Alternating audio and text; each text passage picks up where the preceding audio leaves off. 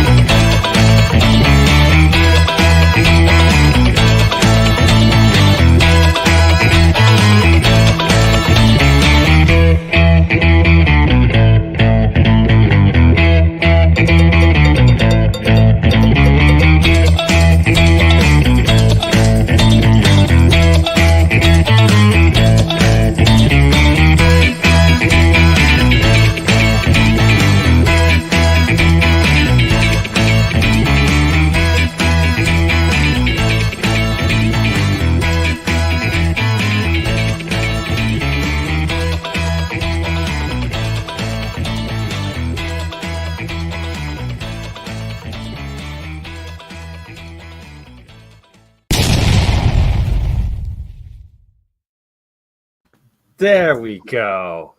Nice. We just forget the little bit that happened before because we're professionals. Indeed. Welcome one, welcome all. How are you, Mr. BurnEye? Doing good. And welcome. Atlantis is found.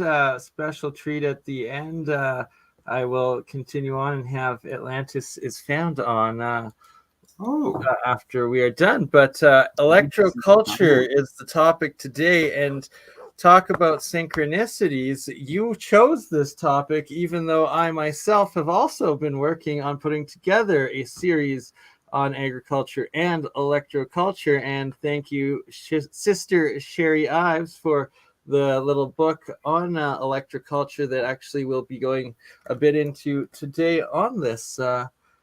Episode. So I guess the main question is, did that book come with a bar of chocolate? Green chocolate, yes. Smokable chocolate. Indeed. Chocolate wrapped in paper. Nice. Yeah, and this is the thing. I actually did a chat earlier in the week. It's coming up tomorrow night on my channel with some guys who, it's just a friend who makes orgonite. Well, I just sort of thought he made orgonite, and he brought one of his friends on, and they just started going off, and the stuff they're doing, like they're literally pulling up these things that they're made, and I'm looking at it going, that's the same as like these pictures we get from like the 1500s, these alchemy pictures and stuff. So it's very interesting. All this old tech seems to be resurfacing, you know. We're sort of, we've been looking into, Tartaria and our old world, and then we got into Antiquitech and free energy, and it's interesting because everything, we've been told this is not true, and obviously everyone likes to, all the naysayers like, sticking it, how can copper do anything, a piece of copper? But it's all being proven true at the moment. People are doing all these tests on all this stuff, and what it comes down to is we're rediscovering Earth energy technology, which is really what we've been looking at the whole time. Star forts, all these buildings. So yeah, we will delve into the gardening aspect of it today. Indeed, right? And like that, it truly is real science, and that it's how the ancients grew their crops, and how we can move back into a level of abundance instead of scarcity throughout the world. And that, it's these alchemists seem to have known what they were doing and talking about in the past, and now everybody is becoming their own self-initiated alchemists of this lost Antiquitech, and bringing it back themselves. And that's what it's all about, and what we're doing here. So it works together quite well. And the more that there's so many people doing it as well, and just the random little DuckDuckGo search of pictures of different people doing it. So it's like literally there's thousands, tens of thousands of us out there doing it, trying it, and making it happen. Welcome, Mm. Frank. Howdy, Calgarian, Tartarian Frankie Fingers over at New West Reset. Frankie Live Finger. Oh, on yeah, that's all right. three. Yeah. You've done a couple of videos, haven't you? With New Indeed, and we're West going to be Reset. doing more. Is he called Frankie Fingers because you only see his fingers, like in the Uh, video? I dubbed him that, but I think he was already calling himself that, or someone was, and then I loved it. So There you go. I think we all need, cool names like that. What right. I could be, I don't know, what rhymes with Campbell? Jeez, I might end up being a Mason if I use my name. Oh dear. Bells that toll. Campbell. I was just saying, apparently because Bell is in my name, I'm Freemason, and I thought, aren't bells supposed to keep trolls away? So I need to tune my bells up, I'm thinking. Indeed. And ding. Ding. Oh, hang on. There Ready, we go. ready. Let's clear the air. Ooh. All right. There you go. All right. So let's see what we've got. So today is going to be a bit of a kind of a research because, we're both looking into this. So come along for the journey, right? We'll see what we can find. So I do have some pages up here. So what is electroculture? No, it's not living in a city with lots of lights. No. That's the bad type, if any. That's the bad type. So can we see that? Yeah, we are up. Yes, sir. Looking good. There? No, I'm on the wrong page. Hang on, I'm lost. What is electroculture? 1 minute. Looking good. This one. What is electroculture? Okay. So electroculture is a simple method of applying atmospheric or free electricity to significantly increase plant growth using basic materials like copper wire and or magnets to vitalize the soil and increase yields by 100 to 300%. It also eliminates the need for fertilizers, pesticides. Explain that it is not electricity as we know it, but a breath of energy which stimulates and increases the fertility of the soil. So it's not drawing electricity into the soil, it's just creating a field, I guess. Oh, that was a short.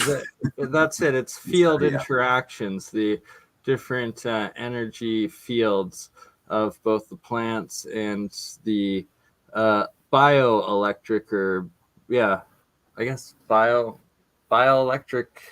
Bioelectric fields, yeah. So natural energetic forces to increase fertility of the land, earth, and cosmic energies using electricity and magnetism.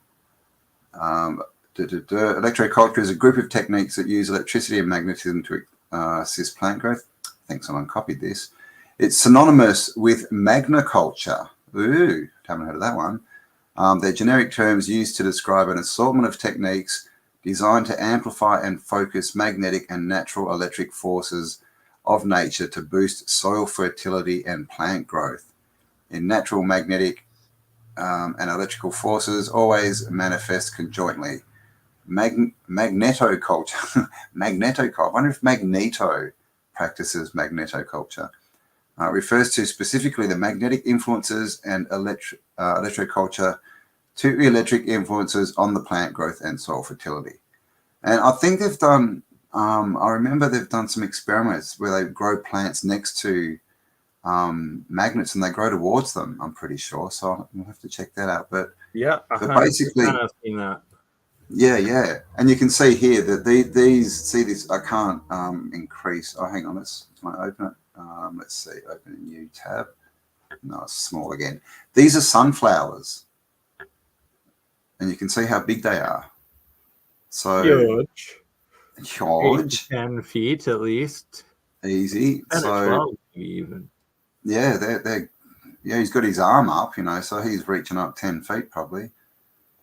So there we go. And these are the kind of things you can do. This is how simple it is. So this is just a piece of wire just wound around a stick, and with the bottom end in the soil, the top end up like a bit of an antenna. and that's it. Like that's literally all you need to do. You don't need wetter soil and fertilizer and, you know, all this stuff. You just need a piece of wire and, you know, copper and a stick. So start collecting copper. The antenna harvests the energy.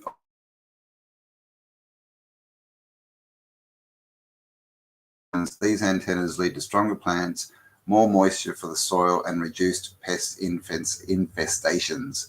This is one of the many reasons we have not been taught about this ancient practice, and ain't that the truth? Why are they why am I not speaking? Why are they hiding this? Because how many industries are built up on the back of throwing stuff on the land? And we've seen what happens. You know, you throw fertilizer on a block of land for 50 years and it's dead.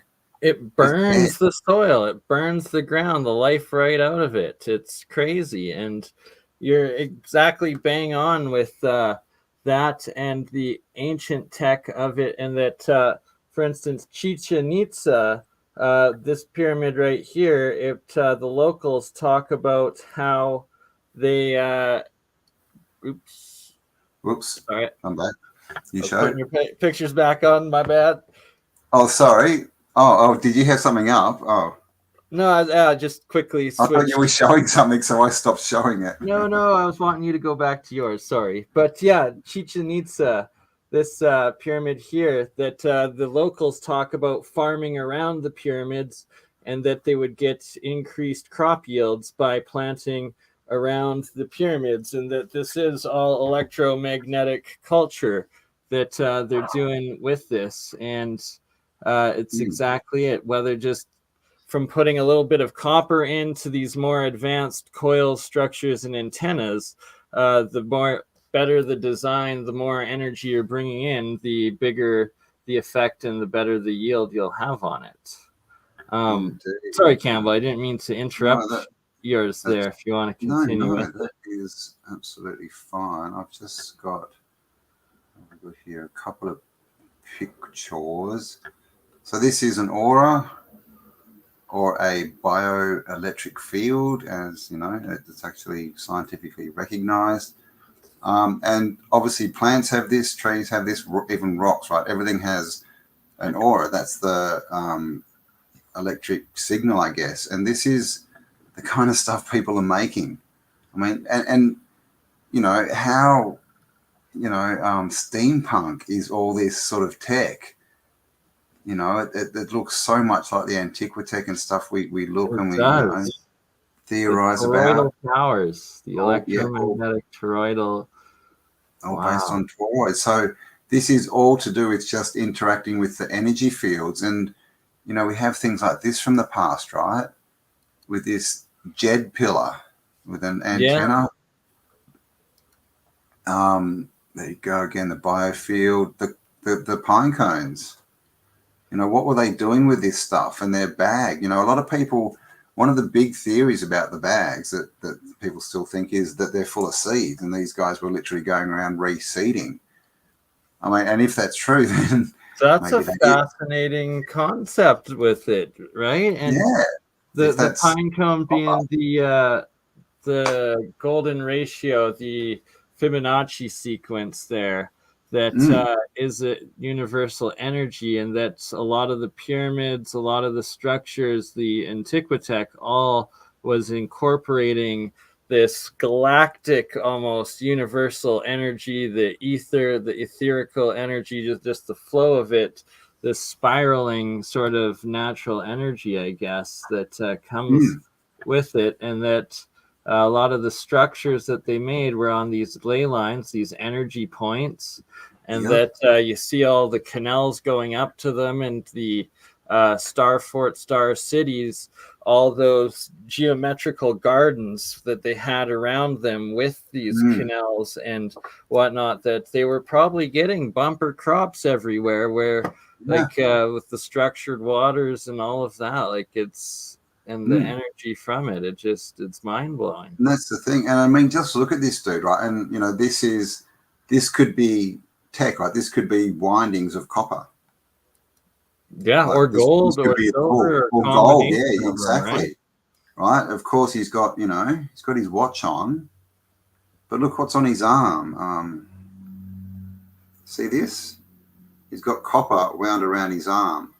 Yeah, Now, and I'm that could at the also be moment, copper, gold, and silver. or yeah, exactly. One of the reason we all use copper at the moment is because it's the cheapest, right? But I'm wearing one of these at the moment, like a tensor ring. So that these, that as well is affecting his biofield. So he's wearing all this tech, right? He's got an earring on here, and then look on the top of his crown, he's got an antenna. Exactly. Right. So is that what gives him wings? Maybe he's not drinking Red Bull. Who knows? Maybe monatomic. Yeah. And this, who remembers, who's old like me, right? Who remembers all the old watering cans used to be copper? And copper pots and pans at home for cooking too. Yep. So what that means is every time you're watering your plants, you're putting monoatomic copper into them. Exactly. Turning the water into colloidal. Yeah. And it's another Jed pillar. More Jeds. I just want to get to one picture. Oh God, See hang these on. coils. A lot of stuff that I've been working with too. I love it. Where are you? Picture that one. Copper tools. Same thing. If with copper shovels and that, or even just copper tipped, every time you're digging in the ground, you're adding, monoatomic copper, and you're adding to the energy field. Right? And like what's blowing my mind is how many of these different coils, even this spiral one here, Keshi actually has the same one, only like it goes back out, so it's like a full like shrinking like a toroid, yeah. And that the coils that you had going further in there too are also very, very reminiscent of the different Keshi coils and styles of these Magrav coils and energies, and that it seems there's a lot of people now figuring this out and using it, and that the ancients were always doing it as well. Yeah, exactly. You can see right here the toroid, right?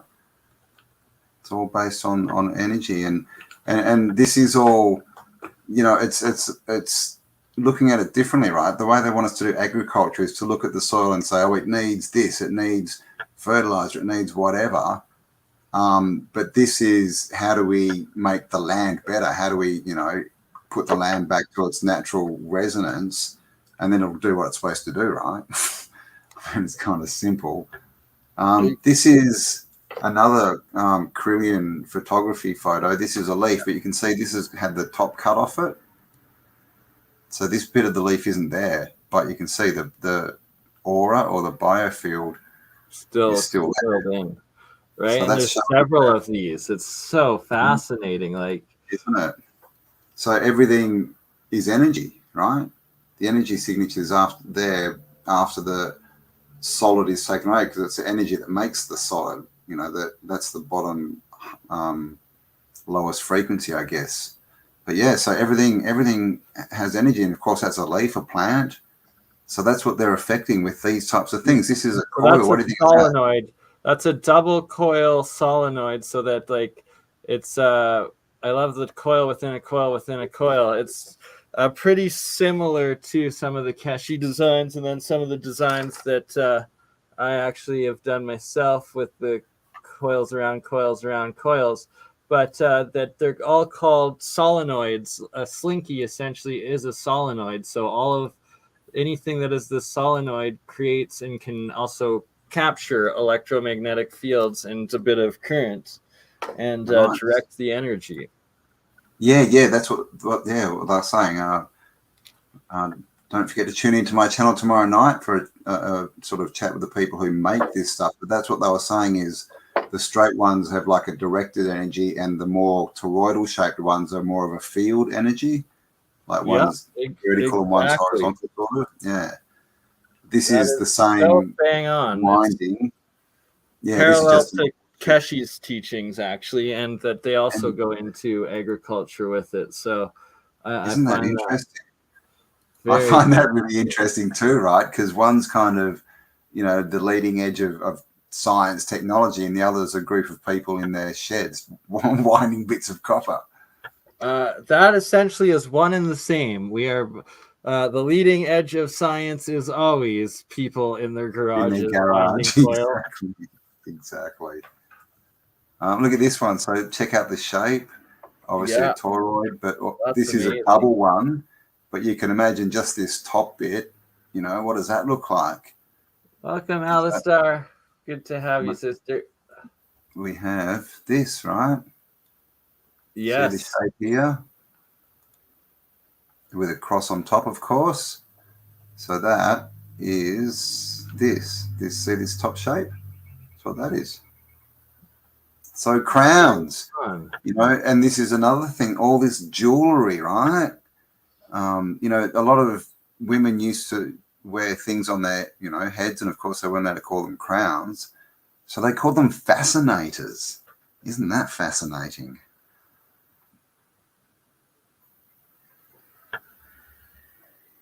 Here we have another one. And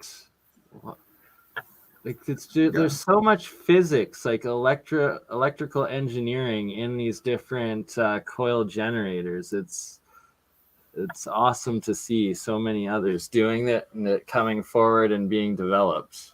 And see this one. This is an old ankh from, you know, ancient Egypt or whatever they want to call it. And this, you know, they'll probably tell us, oh, that's just a winding, you know, to keep it together. But that could be copper. Exactly, right? Like the copper could have easily eroded off over the years, especially like oxidized off. And that they used to have it on there. Like I almost could guarantee that they did.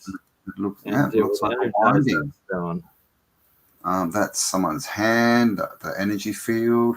See, I really want to go deeper into Carillion photography and the frequency of it, because it is a specific Hertzian frequency. And then it's like, is that specific frequency also, well, obviously the bio-life energy frequency and the aura field frequency. And then I think it's classified because if you do, it's got potential to do great good, but also probably extreme negative, so that's why it's so classified. So the actual frequency that the picture's taken at is classified. Wow. It's out there for some, but they try to debunk it, and then on a medical or a military level, it's actually studied as well as medically, but on a very, very classified. That would be interesting. Yeah, you see 2/3 of it still reappearing there after being cut off. Yeah. So it stays there. This is obviously orgonite. Hold on, you got to keep that picture up because I swear I might have one built by the same person. Oh, really? You got to decide. All right. So yeah, this obviously got the basic sort of winding coil here, but we've got up here this spring coil. And the thing about doing, you know, springs and that because this is fiberglass, basically some kind of resin, is it creates piezoelectricity.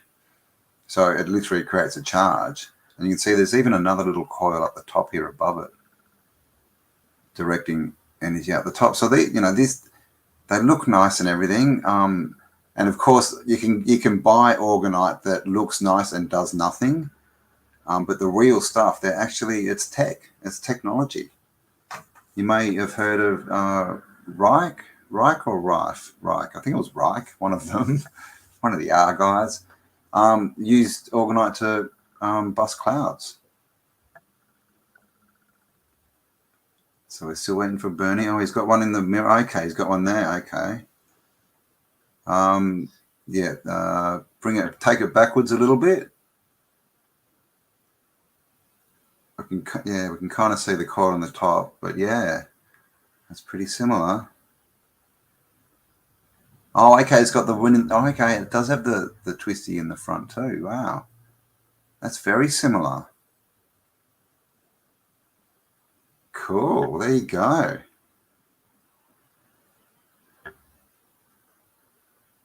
Pretty similar, right? Like it's got the one coil at the front, the same layers of quartz, only mine was amethyst, and that big quartz in the middle that has a spiral going around it. So does The one I have has a quartz with a spiral going up. Fascinating stuff. I like it. Yeah, isn't it? So, and again, this is, oh, there you go, Queenie. And of course, we've brought this up, so often. What is jewelry? What are these crowns? Is it tech? Look at all the gemstones in here. Advanced orgonite fractal antenna technology as you can get, really. I mean, that's what it looks like. But I've even got the ball in here. Right. And this is like, that looks just like a cymatic pattern. 100% that is. So at the top. And the resonators with all the jewels, like, so I wonder if multi-million-dollar aura extenders. It's what my guess is. Like, you're sitting on your crown, or you have the crown on your crown chakra while you're sitting on the throne in these halls of these magnificent castles and the cathedrals and stuff like that that would broadcast huge out and connect in, would it not? Like, yes, definitely. And this is obviously, gold and silver, so it's a step up in conductivity from copper. But I mean, I'm just wondering if we change this to a nicer, a cymatic that wasn't cross, would she have been a happier queen? Quite possibly. Don't want to put that cross on your head. Makes you quite crossed.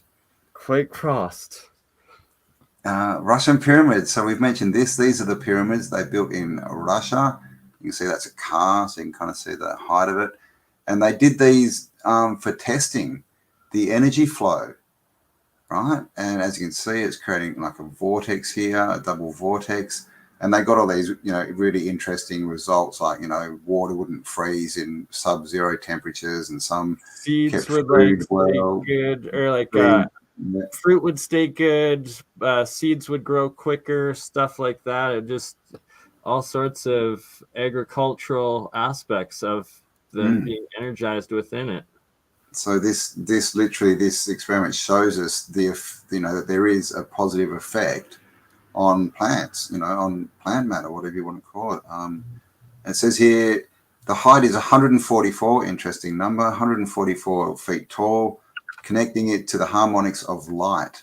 If the square-based edge length is 1 unit, the elongated slope height is 4.236 units. Units long, which is phi cubed. So this is all sacred geometry. Exactly. Phi cubed again. Times 1.618. That's the golden ratio. Yeah, informing us that the cosmic structure is based on the harmonics of the golden ratio. The internal tangenting spheres, which are these, are the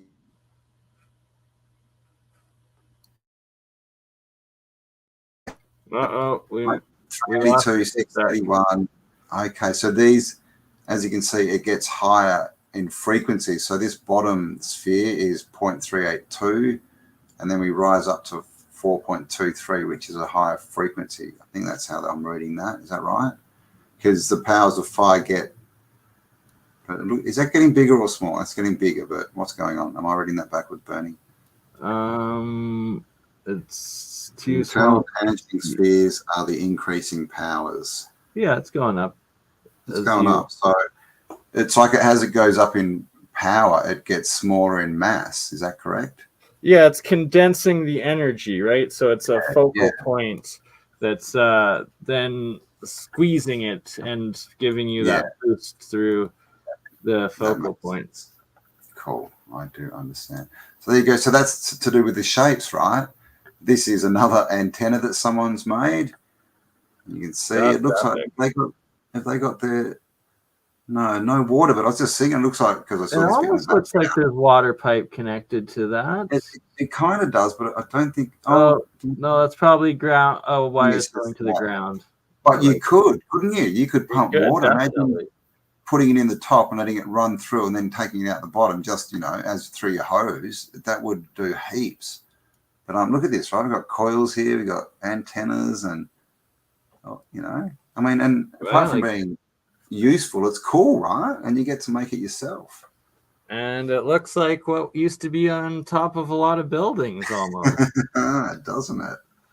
Doesn't it? There you go. So that's another So winding. that right there is absolutely epic because it's essentially like a combination of the Keshi coil winding or tubes and then like the double winding that I'm gonna be replicating that one right there. That's a good looking toroid, good looking solenoidal coil. It is.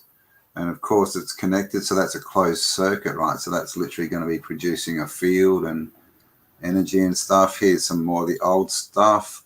I just found it interesting that, because I was looking into sort of, JED pillars, and I just found that a lot of the JED pillars are connected to the Ankh, right? And this kind of looks like a handheld tool, right? A directional tool. If that was made of copper, I've got it. Actually, I'll show you one photo I think I've got of something that a friend made. Okay, I'll see if I can find it. So I'll stop sharing that, and I'll only show one because you'll have to watch tomorrow night to see the rest of what these guys have made. We're getting a sneak peek, are we? Sneak peek, man. Sneak peek. Ooh, sneak peek. Sneak peek. So what they made. Oh my god! I've now got to find where I put stuff. Oh yeah, here it is. So this is something that was made. This was actually it's made as a custom order, like someone's ordered this. You can see that's an Ankh. Like it's that is cool. There are better pictures, but there was only one eye, and I didn't want to get Illuminumi confirmed. But you can sort of see that confirmed. But he's made this, and it's all that's a tool, right? That's a, I don't know, what do you call it? A free piezoelectricity energy tool.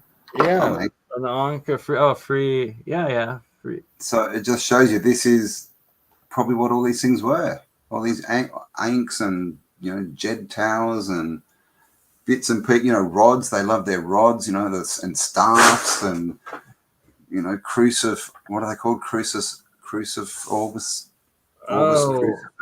whatever it's called. Yeah, the Holy hand grenade. Holy hand grenade. Let's just go with that. Yeah, the holy hand grenade. That's what it's called. And like the pyramids. Look at the. I guess it's not going to go bigger, but just having the pyramid over top of some of it helps. People are doing the test, the copper pyramids. Ooh. Of course, if it was gold, it would be more. And there's also this person here, Mr. Cameron M. Eckhoff, is the man who made that Ankh. Is that how I say it? Ankh. He's the man. So you'll have to tune in to tomorrow to see what else he has done. Who? Which? I missed it. Cameron.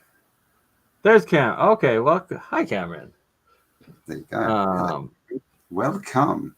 Welcome. Good to have you here. I look forward to seeing more of your work, Cameron. Dynamo light. That's interesting.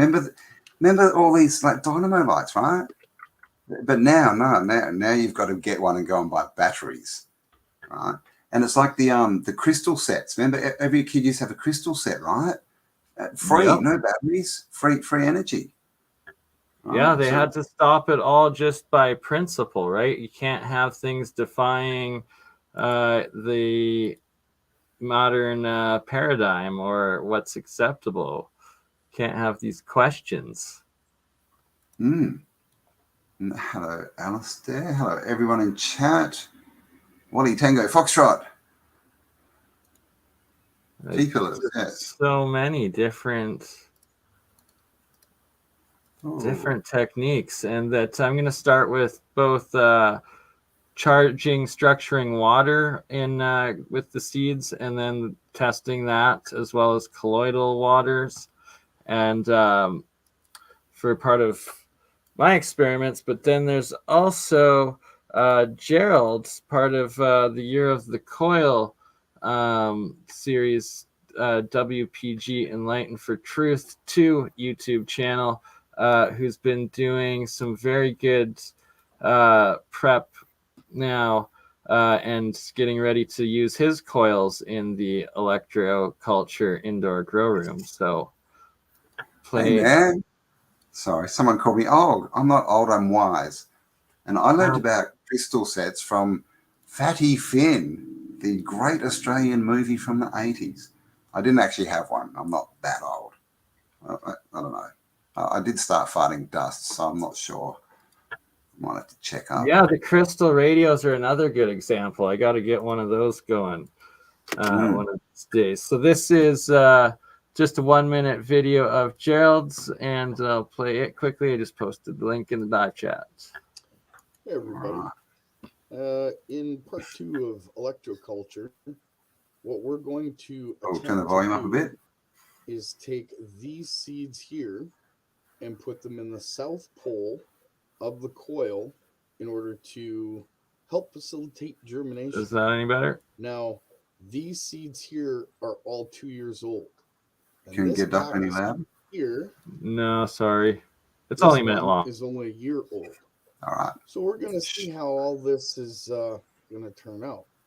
And what we will do in the next video is we'll take this cup, we'll put the seeds on here, south pole pulsing, and we'll fit the coil on there and demonstrate. And we'll use a compass to show you where the south pole is. All right, everybody. This is just a quick update. You have a great day.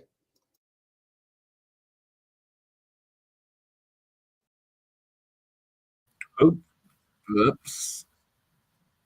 Or is there another one? Seeds. No. No, our setup is 2 compasses. Sorry, my bad. There we go. So basically, he's going to try to do some 2-year-old seeds and charge them with his coils. Campbell, you are muted. And then Matthew Reif was also talking about it, and Mike at Faraday Research, as well as with the Hutchinsons, all about putting these coils into the ground and pulsing the gardens with the coils themselves. And that will be pretty epic. Good sunrise, Marcel. And so this is the thing. Obviously after the last couple of years, many people, if they still have their businesses or jobs, are at least considering changing. And this is the way forward, right? Again, the guys I'm going to talk to tomorrow, they just got interested in Orgonite and started researching, and a couple of years down the track, they're both doing, that's what they do full time. They sit there and make these stuff. They do custom orders for people because they just educated themselves. And this is, the tech, right? This is the way forward. I've said it a lot, is we've got all the answers. We've got them all. We just need to start implementing them. So this tech, literally we can, start farms and communes or whatever. Don't need fertilizer, don't need wetter soil, don't need any of their crap. We just need to work with earth energies and do it properly. So we need to get people trained up in all this stuff. So yeah, what I'm trying to say is if you're looking for a new job, looking for something to do, there's so many options out there, and this is just one of them. Exactly. And like everybody should be doing their own agriculture, growing some sort of garden, vegetables if you can, like urban gardens, outdoor gardens, like hydroponic, like just a little growing your own herbs even. But once you start it, it's very rewarding and almost it becomes a passion, and that you're actually growing your own food. You're becoming less of a burden on the old system and freeing yourself into this new system and becoming self-sufficient. And that then you'll also be able to be doing these different experiments, tests, and trials, whether it's with the monoatomics and colloidal waters or this electroculture stuff, or everything else in between, the literal hundreds of different topics that we've been discussing and doing and studying on here, that everybody can help yourselves by applying it to your own lives, while simultaneously helping the science and the documentation and the advancements of this technologies and processes and just open discourse and discovery. I mean, and this is, the new earth, to use a term, whatever you want to call it. And everyone keeps talking, the new earth, the 5D, the whatever. We want this new thing. This is how we do it. We don't sit on the couch waiting for a savior to come and save us. We look around and realize that we're the ones we've been waiting for. We've got all the answers and we just need to start doing it. And the more people that start doing it, the quicker we'll get there, because it's like Bernie said, all this stuff disconnects us from the system. And we, I think we all realize that the system is the issue here.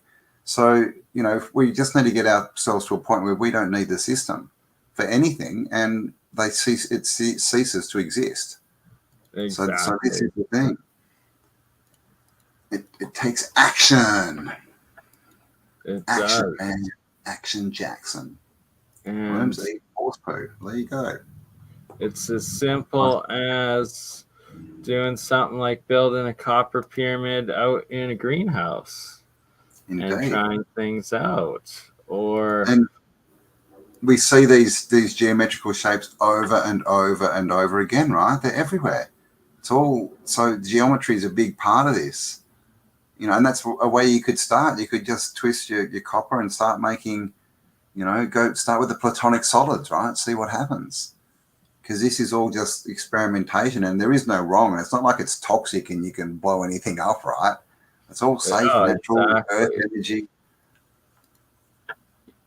Definitely not. All you're going to risk doing is having larger vegetables, which, that's definitely not a bad thing. It's not.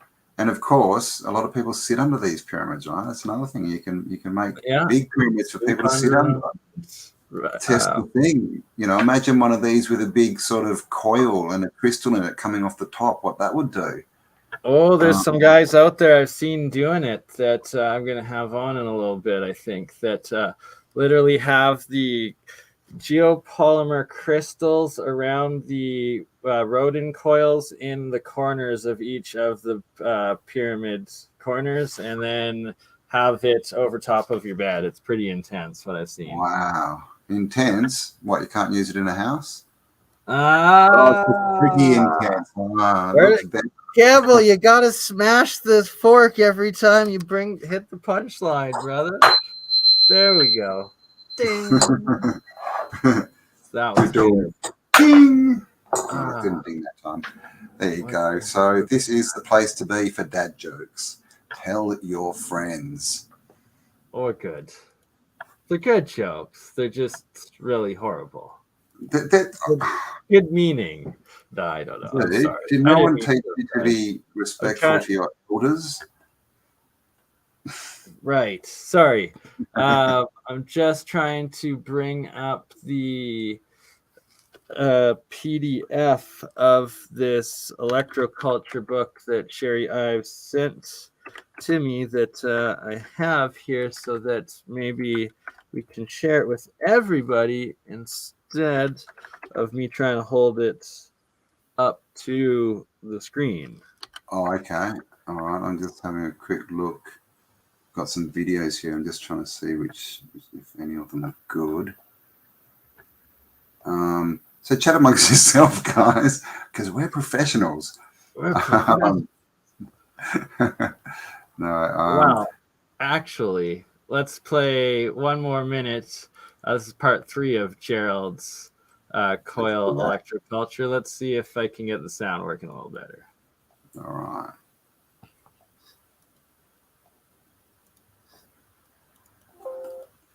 To show you what we're doing with the magnetic fields here when it comes to germinating a seed. Now, our setup is 2 compasses. This one's sitting slightly below the bottom as it's elevated on these 2 plastic covers, as you can see. This one here is elevated above the pot cover from where we're going to be putting the seeds in the next demonstration. So what I'll do now is I'll turn the function generator on, and we're going to see what these compasses do. Now that the coil is pulsing, we have north showing on the bottom and south showing on the top. what I'll do is I'll flip the coil rather than move the compasses.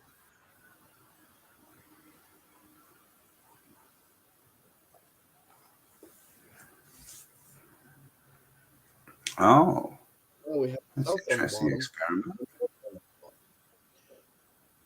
We're going to flip that back around one more time. Is that, oh, there's spaces, yeah. Again, south on the top, north on the bottom. Not unlike a solenoid coil. But we're doing it this way to show you how we're going to put the seeds in the south pole of the coil for germination in the electroculture. Thank you very much for your time. Have a great day. So I Nice. posted the link in the live chat. Yeah, Gerald does really good small short videos explaining his stuff, and then does the more in-depth explanations and presentations on our real science episodes, which we always appreciate. And we're going to be doing a full agricultural series starting over the next month here, where I will have like lettuce, radishes, and spinach, I think, where I'll be using the same seeds, and then have one that's watered with like this monoatomic water, one that will be watered with the blue diatomic water, the oxidized version, to see if it affects plants negatively, and then control regular tap water, as well as I might also do microwaved tap water to see if there's a difference in that between water and or tap water and microwave water, and then also the structured water from the Rife coils here that will be playing the frequencies through the water. So there'll be at least 5 different types of water that we'll be using in this agricultural trials. Nice. And sadly, I loaded the PDF thing, but then I tried going into some like free trial BS. Like, God, I don't even want to. Well, we'll have to. Maybe you can take some photos of it, and we'll approach that on another show. Oh, there we go. Got a bit coming up.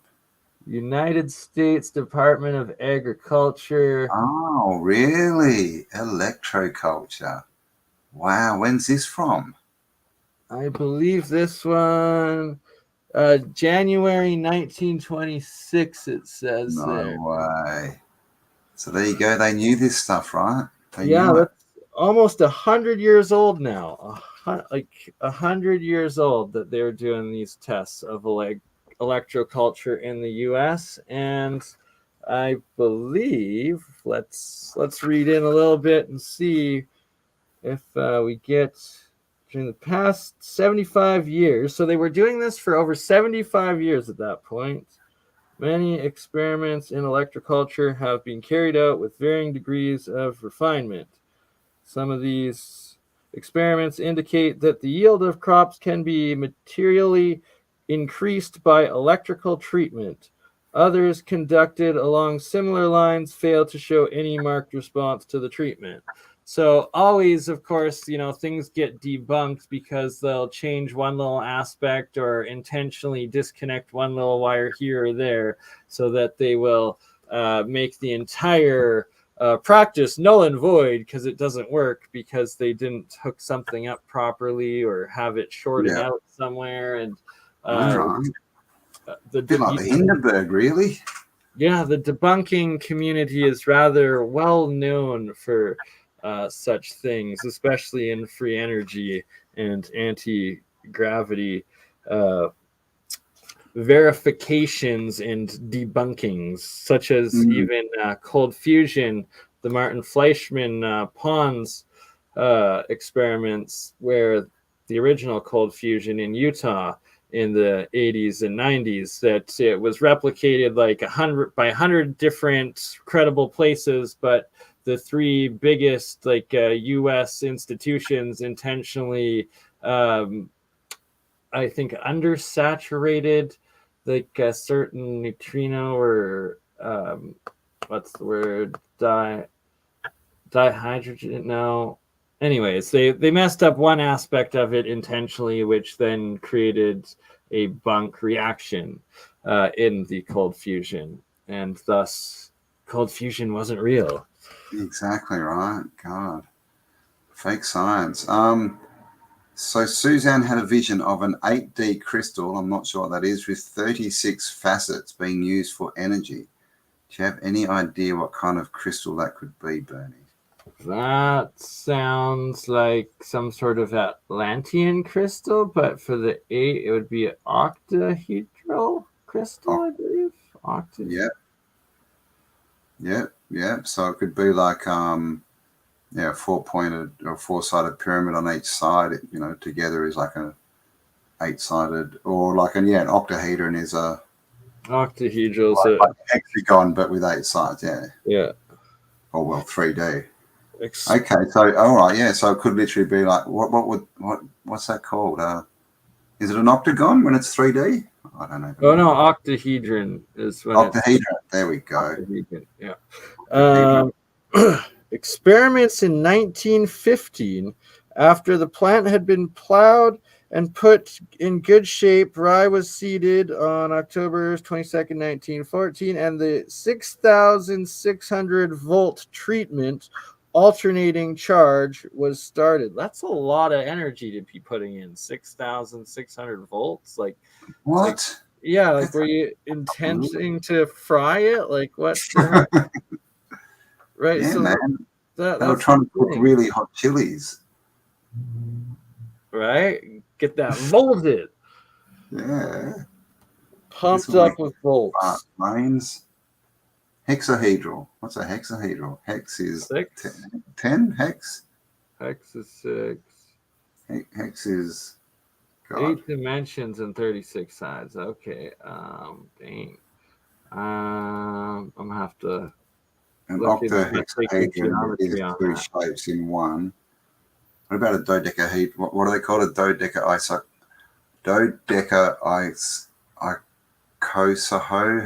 what they're called?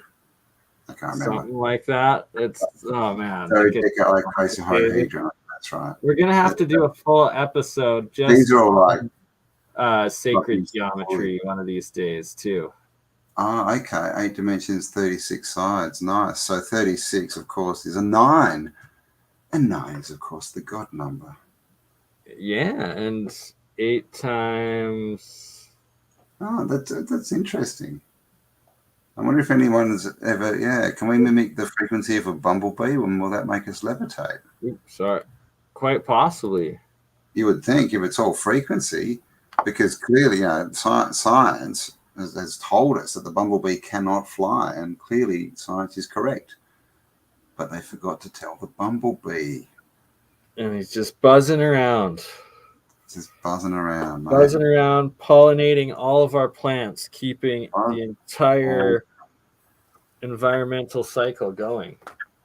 Indeed. And hang on, that's not the right screen to share. What happened to him? Oh, okay, hang on. Gosh, when you bloody bees are vibrating, indeed. Be nice. Bees are behave, or bees are everything. They literally keep our ecosystem going. Believe. And they produce darn good honey. We've all seen these gardens, right? Exactly. Is this a type of electro-culture, or at least electromagnet culture? It's got to be a key part to it, the geometry. And keep in mind, we don't know what's under the soil in these gardens, so they could still be wired, if you want to put it that way, or it could just be representing what used to be there, without the tech, right?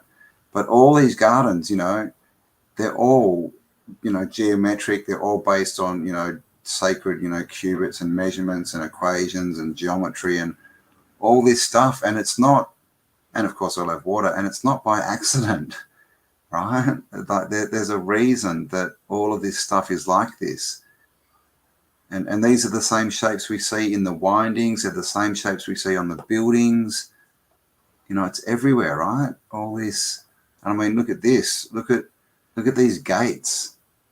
You know, like all these Right. palaces have these big metal And like the gates. iron is the magnetic, and then the gold is the electric. So it's electromagnetic. It's way more Yeah. advanced than our current understanding of it. That magnetic current has been classified by the U.S. Army since the 50s, and then officially in science, like debunked, even though it's so much more, especially when you look into like Tesla's writings, Edleed Scallan's writings on magnetic current, and so many more that has to do with geometry as well as even actually color to some degree with this energy. It's very And fascinating. imagine if this gate and the whole fence, you know, you can see, you know, we know that they're fences. If that's all, you know, grounded into the ground, right, proper with iron or whatever, copper into the, you know, that's going to affect the whole, all of this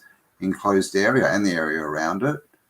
And remember these, look at, well, see, remember these arch things? We used to see them everywhere, right? This is a bit more ornate, Yeah. but you know the little arches that went along, they were just like wire arches that were like garden edges. Well, where did that come from? Did that start off being copper or gold or silver? You know, and this is like the same kind of thing. Even the iron, because iron's ferrite, which is magnetic, and with magnetism you get electricity at a perpendicular field angle when magnetic energy flows. Look at this shot. Look at these. I can't zoom in. I see what you're saying, though. Those are essentially antennas bringing the energy. Oh, here we go. Here's a bigger one. You can see even on the top of them, right? Are they bells? Oh, my God. But, yeah, I mean, how much like antennas do they look? And, look, this is connected up to, look, this big gate. This is Buckingham Palace. So we've got the big gate covered in, you know, things like gold and silver. We've got antennas, and then we've got this fence. And we've got all these antennas popping out of the ground as well. Right? It's just crazy. What's going on? So, you know, are they? Well, are they? We know that they have tech they use, and this makes, you know, like if they had all this super, you know, electronic tech, right? We would kind of know. But this tech is so subtle. They could be using it to, you know, for their gardens, to grow their food that they eat and we don't, all this stuff, and we would never know because you can't see it really, you know. And it's all turned into, like we showed before, all these fences and these gates and these archways. That's another one, right? All these metal arch frames, right? What is all this stuff? It all? Yeah, it's suddenly it's not ornamental, right? And how often do they do that? They turn what is tech and they try and say, oh no, it's just an, you know, it's just a facade. It's just an ornament. And then we get to these old world greenhouses. All right. What do they have? What's their frame made of? Very good point. All right. So this is, you know, and we know there were lots of these. Everywhere. They were literally everywhere. And yeah, that's huge electromagnetic fields. Yeah. Wow. Like, never even thought of that. I think because they were all iron. Like, that's. Yeah. And hang on, I'm just trying to. Let me open it. Crystal, like the glass. Like, open picture. Open image. Okay, let's see. Because, yeah, see on the top? Antennas. Right? And it's the same. Look at the geometry, right? A pyramid, a square, a domed pyramid, you know, all this geometry, the arches. It's all the same. And then we come down into the garden and the same geometry is repeated pretty much. It's, you know, it is, right? That's a very good point. Like, hidden in plain sight, the sacred geometry going into these old tech, old world structures, the gardens. Like, they would have been. And you always see huge plants growing in those sort of old terrariums too, like 2-3 times the size of anywhere else. Yes. Joseph, was it Joseph Banks? The guy who designed the original Crystal, well, supposedly, right, designed the original Crystal Palace. He was supposedly, the story goes, he was a gardener, and like 20-year-old self-taught gardener with no experience, and he built one of these greenhouses. And then they went, that's good. So they let him build the Crystal City. And then apparently he built lots of these greenhouses everywhere. But it's just such a dumb story, right? Like, why do they need them this ornate, this big? How did they get that? These are the first greenhouses, apparently. This is what they want to tell us. These are the first ones. Right? Like, just such BS. And in there's a picture of the original Crystal Palace back in 1850, and it's got like a couple of massive trees in it inside. So was that a greenhouse? Really? I mean, just look at this. This takes a lot of planning and planting. It does. So this is the tech of the old world. And of course, no doubt they'd be hooked up to the water system in some way, and, all the water would be ionized or copperized. Yeah, goldized. structured for sure. Structured water, 100%. That's had to be what 2/3 of their fountains were all about, was making those fountains of youth, structuring and charging the water, the holy water in the cathedrals, charging it all. And how often do we see these fences with these little points on the top of them? Everywhere. That kind of look like antennas. So this is the thing. If these, obviously most of them now, they're not in the ground, right? They love to attach them to the pillars, and so they don't even touch the ground. But if these were hooked into the ground, they would be doing something. Absolutely, they would be, and most likely are always. It's crazy, isn't it? So yeah, that's a good one. These gates, I hadn't thought of that before, but you can see it's right here, and then right next to it, bang, straight into the ground. Always grounding, and they have the antenna up, getting the energy from the atmosphere, and then grounding it into the ground for the plants and the water, and using it. Yeah, and that's the kind of thing that they used to build. Look at that. I mean, and they tell us, I know this was built for a couple, a king and a queen used to live here. I mean, come on. But you can see, like, these are all fountains along here, right? Along this bank. And this, obviously, this is covered in gold. This one, gold everywhere, right? All these, special metals, conductive metals with all these monoatomics. We've got two big gold things here. And, of course, just the geometry. It's everywhere. Huge. Like, gold. And guaranteed at like ley line intersection points too, where they're on the Earth's grid, and then just directing all of those telluric currents, energy currents in, and then with the water. And no wonder there's such beautiful, epic gardens. And yeah, I can't zoom in, but can you see this pattern here? It sort of shows energy moving out of the toroid. This is like a toroid. This is energy moving out. And then the one underneath it, you can sort of see it better here. It's the reverse. Looks like it's moving in.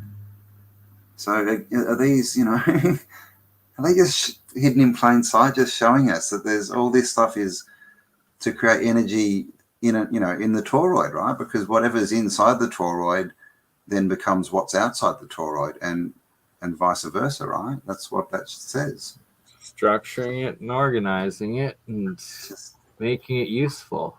Oh my God. We know so little, but we're learning. We're getting there. Exactly. Day by day, figuring it out. It's just, and obviously they use this in cities as well, right? We see it in the layouts of cities as well, everywhere. So, was all this geometry and stuff when it was, working properly? Was it to working like the cathedrals, to sort of harmonize the energy, right? Make everyone happier and healthier, and including all the water, the plants, all that kind of stuff. Absolutely. And just constantly hidden in plain sight. The fact that they've kept using it throughout time, and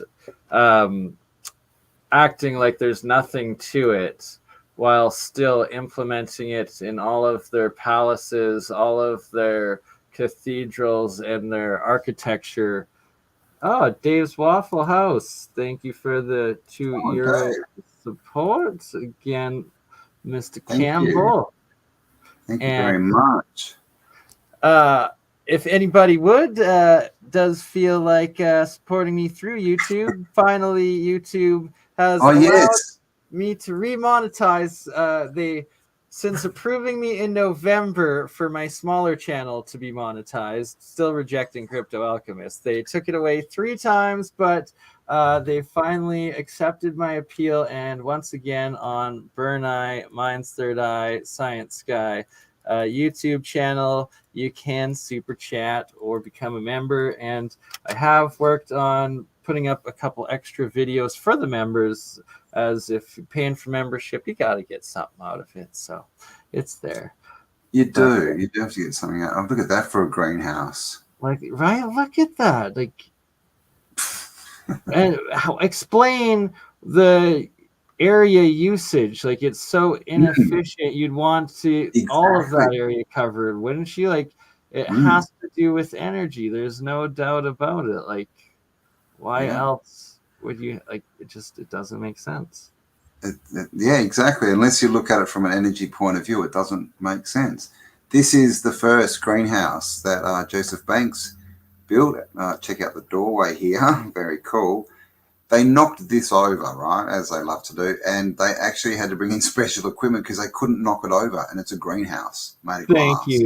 Thank you, Dave's Waffle House, for the grift. I appreciate it. So thank you, Dave. Much love. And yes, giving a like, sharing these videos, that is just as good support for everybody. All of you being here watching and partaking is just as much the support. We appreciate all of you being here, making this possible and doing this with us. And that literally within 2 weeks, we're going to start planting some seeds with these different waters. And I'm going to be working out with Gerald and Jeremiah some actual Electro-Culture experiments and tests. Oh, that's his name, Paxton. It's Paxton. I got the name wrong. Okay. I knew it had an A in it. Joseph Paxton. Okay, so he's the greenhouse dude. So, yeah, this was his first one. And when they tried to knock it over, they couldn't. They had to bring in special equipment. All right. So this is this guy, untrained, never had any architectural training. He designed, they love to say he built all of these, right? This, of course, the Crystal Palace. These are just some of his greenhouses. Now, this is what he was growing. That's a lily pad. What? Yep. Wow. And literally, you could walk on them. You could sit on these things. And here's a drawing of someone standing on one. But yeah, you could stand. They were that big, and you could stand on them. Here's another greenhouse, man. Look, it's a small picture, unfortunately, but I mean, come on. What are we looking at here? This is okay. So this is a modern picture of these lilies. Look at the size of them. That's absolutely huge. Yep. And under a metal roof, of course. Like I said, literally every time in these enclosures. Oh, here we go. Here's the picture. Times the size you normally see them. So back in the day, people literally using them as boats, sitting on them. Someone's brought their dog along as well. And Joseph Paxton is, said to have invented or whatever crossed the banana. What's it called? Cavendish. The Cavendish banana. He was growing pineapples in these greenhouses. Massive plants, massive lily pads, like everything, right? And these, like, again, look at this. This is a greenhouse. Look how much metal is like. Come on. Right, and these are all attributed to him. Look at them, greenhouses, man. Just out of nowhere, he was Yeah, able these are the to first engineer all ones. of this stuff and build Yeah, it.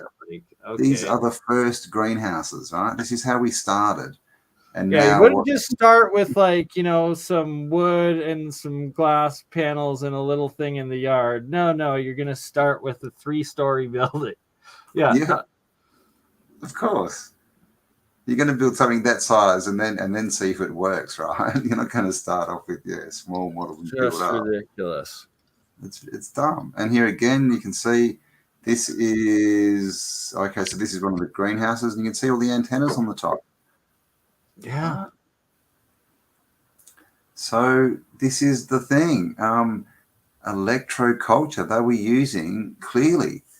They were using nature's energy, whatever you want to call it, fields, etheric energy to help grow their plants, to boost the production. Here you go. Here's a modern picture. This is one of his, apparently, Joseph Paxton's greenhouses, and you can see Really? it's just a metal. It's just all metal, right? All these go straight into the ground. I just need 2 minutes. I'll be right back. No worries. And this is also in England, and as you can see, these are all tropical plants. Obviously, it's a greenhouse. And these days, they want us to believe that greenhouses are just for the heat, right? Here's another one of his greenhouses. I mean, it's just, come on. It's silly. And, oh my gosh, what's that? Joseph Paxton's St. Cloud project. Oh, I have not heard of that one. Look at the domes. That looks like the Crystal Palace with domes. Okay, shall we go and investigate? Let's get rid of those. Let's see what pops up. Look at this. I've been reading more about Joseph Paxton, and it's interesting to see his final proposal for an iron and glass building, ferrovitreous, of course. The works of Joseph Paxton by Chadwick refers to it rather unnecessarily. From 1861, blah, blah, that doesn't make sense. Obviously, it shows some kind of development from Sydenham Crystal Palace, yeah. So that's what this looks like. Let's see if we can get a bigger picture. No? Oh, I think it just downloaded the picture. Open. Stop downloading it. What are you doing? Okay, it doesn't want to show us the picture, but you can see this looks like the Crystal Palace, but with 3 massive domes on the front. So, blah, blah, blah. The St. Cloud project, picture points, develop iron and glass aesthetics, was never fulfilled. So this is another one of these pictures. They're telling us of these amazing structures, but they say they were never built. But it just looks exactly like the pictures that we get of the Crystal Palace that they say was built. So how do we know, right, if that ever existed or not? And of course, this Joseph Paxton, right? He's supposed to have designed everything, in England, basically that was glass and metal. So it's a very dodgy story. But there you go. So he was, apparently that was one of his projects that didn't get made. And remember, this guy was uneducated. He wasn't an engineer. He wasn't an architect. He was a gardener. Also, the story goes, and he just started designing these, as you do. So where are we? Lots of metal, lots of Joseph Paxton's. But yeah, I think, we're sort of seeing a bit of a picture here, right?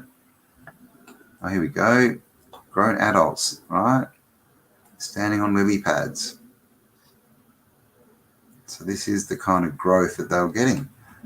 So I shall, where are you all? I cannot see. There we are. I'm back. Let's get rid of BurnEye, right? Go away, BurnEye. All right, where are we? Hello to every. Oh, he's come back. Oh my God, BurnEye. That's a bit rude. I was trying to have this show to myself. Oh my God, it's Freddy Fingers. Either that or Cousin It from the Addams Family. So hello to everyone in chat. Thank you for being here with us. 257 of you watching. We got here Peridot. Is that what I say? Peridot. Palace is still there. Which palace? Is that what which palace? Crystal Palace? Is this the second Crystal Palace? They moved the Crystal Palace, right? And then it burned down, apparently. David Ewing Jr. for the true history over the past. Yeah, I've seen a bit of his stuff. It's interesting. I don't think anyone has all this. You know, if someone says they've got all the answers and they know the true history, I'd be walking the other way. But yeah, no, I've checked out a bit of his stuff. It's not bad. I'm not really sure. I've got to look into it more, what he's talking about with the world's fairs. But anyway, they don't need to inject animals, just like people are supposed to be injected with injections. They should use, yeah, indeed. No one needs any of this stuff. You know, anything that you need to take into your body, you should take in through your mouth, right? Yeah. So there's still one building in Melbourne, the exhibition building, but the one in Sydney burnt down. And guess what? It apparently had all the records of Australia in it up until that date. So everything got destroyed. Nice story, isn't it? Oh, hello, Tom. The mothership. That ship is a mother. A gardener in need is a friend indeed. Very nice, Mad Pie Man.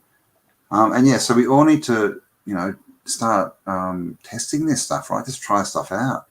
Stick copper in the ground, see what happens, make shapes, educate yourself. You know, I'm not sure how orgonite goes, how it affects it, but this is all stuff we can work out ourselves, right? And we all, of course, should be, oh my God, there's so many comments. We all of sure, of course, I agree. Some people are, they need a cleanse. But I mean, this is the thing. Everyone also has a point of view because we all live in our own little worlds. So to say someone is wrong is saying what? That they're not seeing the world you're seeing? Of course they're not seeing the world you're seeing because they're not you. So there. Good point. All matter of perspective and seeing everybody else's perspective. Oh my dog's perspective. Yeah, man. Let the dog talk, man. He knows. The dogs have the answers, you see. They sit around in the rooms, pretend to be asleep. They listen to all these meetings that are going on, and then they use their doggy network to let each other, to inform each other. They know. Dogs are like the mice from what was it? Life, the Universe, and everything. Restaurant at the end of the universe. Cool. Not yet. Apparently, there's two giant deer in my front yard right now, and that's why T2 was going crazy. What was that? Oh, there was someone there. 2 giant deer in my front yard. Oh, I hope you got photos. That's why my dog was going crazy. So I'm going to try to go see if I can get them on camera and bring them onto the show. Oh dear, can we get 2 deer on? Oh dear. So I'm fired up. Yes.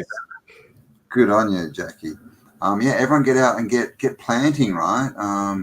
Do experiments with seeds, with water, with different types of things. And this is how we change everything, right? This is how we feed the world. And thank you very much. Set an egg from, is that Saskatchewan? Thank you very much. Do appreciate it. Where are we? The goodies. Goody, yum. That's all I've got to say on that. Oh, okay. Was that me? What did you ask? Was that me? There's lots of things here. If I missed, I'm sorry. What's going on in this chat? Their diabolical plans will fail. I agree. I mean, yeah, diabolical plans always fail. If you don't believe me, go watch Batman from the 60s. Always fail. What if you don't have a parasite and you still crave a BLT? I don't know. Yeah, parasites, right? Parasites. Ooh. I've got a book that talks about parasites as the snakes, right? The serpents that need to be cast out. Who knows? On building one more building. Oh, what are you talking about there, Iron Horse? I missed the first part of that. Where is it? Iron Horse. If you built one large enough, you wouldn't need a house or a weather protection. Oh, that's what she said. I don't know. Sorry for jumping into your conversations. All right, where are we? Is BurnEye outside with the deer? All right, we're out with the deer. Okay, let's make BurnEye big. That's what she said.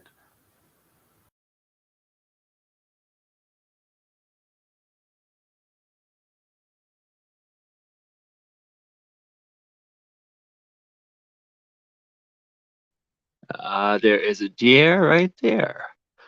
Apparently there's 4 deer in total.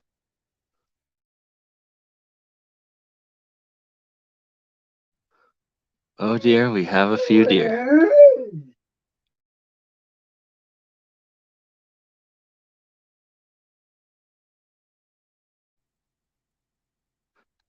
So this is wonderful inner city Canada, covered in snow, deer in the front yard.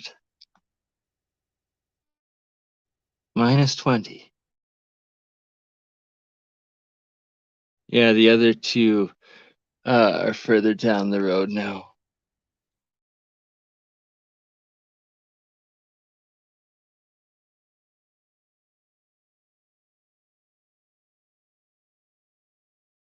Dear, oh dear.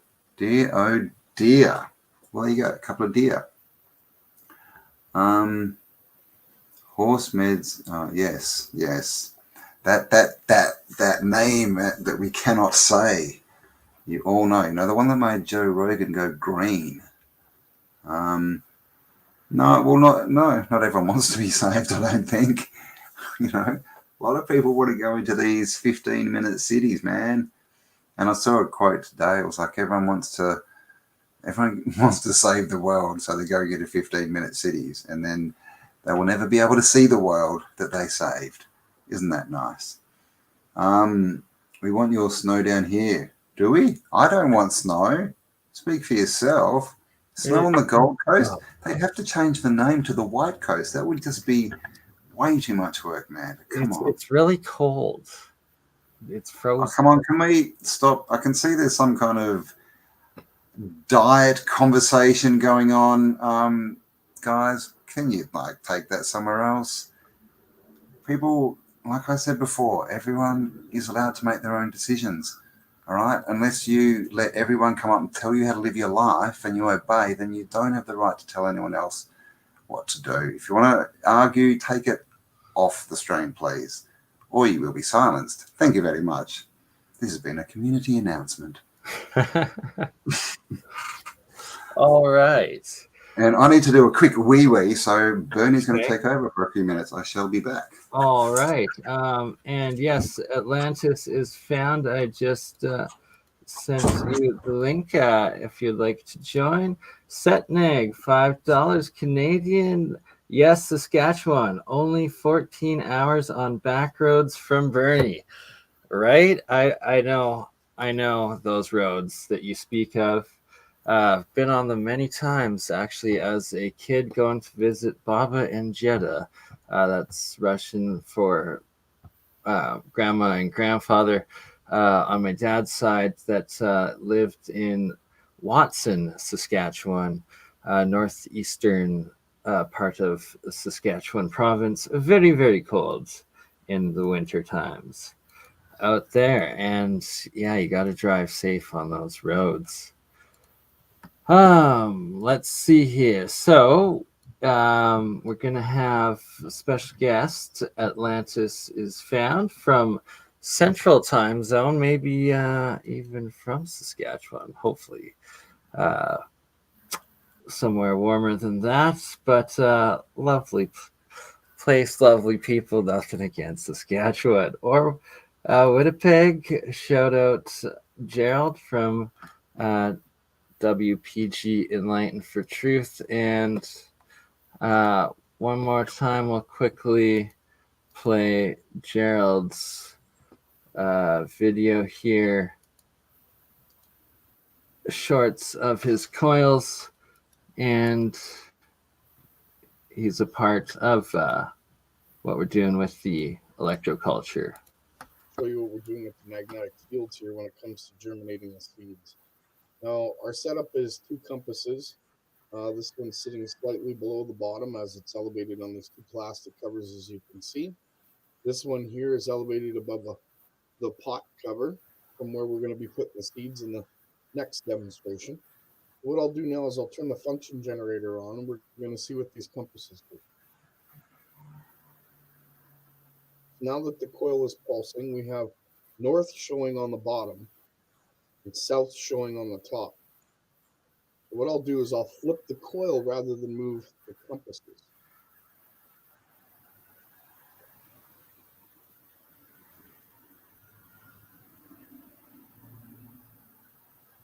Now we have south on the bottom and north on the top. We're going to flip that back around one more time.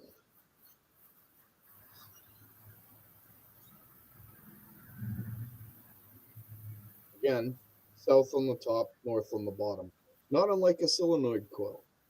But we're doing it this way to show you how we're going to put the seeds in the south pole of the coil for germination in the electroculture. Thank you very much for your time. Have a great day.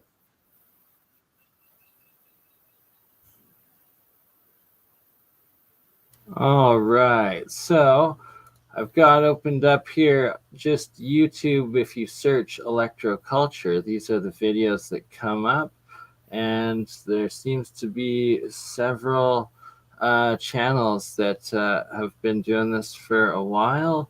I'm noticing a couple repeats, looks very good results. That not sure if they're copyrighted or not, so I'm not going to play them live right now, but I'm definitely going to dive deeper into this once we're off, and for the next episodes, figure out a couple of different methods in specific groups that have been testing their devices and documenting the results for a couple of seasons here to figure out what would be the most efficient or best possible yield results for people to do it themselves, as well as to include into what we're already planning with the different coils and frequency treatments with both the Rife coils as well as Gerald system and the monatomic and colloidal waters that we've already got on the go to add into our agricultural series coming up, Real Science. And for everybody that wants to be a part of it, can join in and be a part of it too. Also, this week we're going to be setting up another planning episode with the Hutchinsons, where I'm finally going to be getting some of the materials together to start building some of these crystal battery cells and get the exact generation 1 as well as possible a couple of generation 2 battery designs and the material lists for constructing them, so that people can start doing them, as well as myself finally building these crystal battery cells and starting to put some of my LED lights potentially powering off of them. That's a big thing in my goal to start doing, and that theoretically, and what has been shown so far, that for each one of these battery cells that I build and then connect to a different set of my different like Christmas lights and LED lights and stuff, that I should be able to keep powering it indefinitely. And just, every one that you put on is something you're able to light up forever, but green and without it being connected to the grid. So it's pretty epic potential, essentially, with what hoping to do here. And myself as a career silk screener and festival music vendor, clothing manufacturer, promoter, and event planner as well as I guess producer. Anywho, shows I've done, festivals I've been parts of, lots of lights, Christmas lights and LED lights and lasers and stuff that I have, and that it would be pretty awesome to be powering it green and indefinitely and completely off the grid for no cost. So it's going to be something that I'm going to be putting a lot of work into coming forward, and that our next video or private session with that is this weekend, and that there will be an edited video hopefully next week of it coming out with the next steps to do. Anywho, Campbell is still not back, and Atlantis is found, is yet to be found. So what else can we do? Let's take a little look-see. Share this tab. Here we go. Was sent in, pardon me, I forgot who posted this link. Was it Machine Head 69 or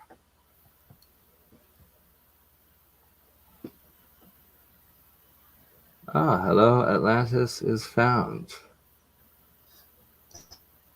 Hello. Welcome.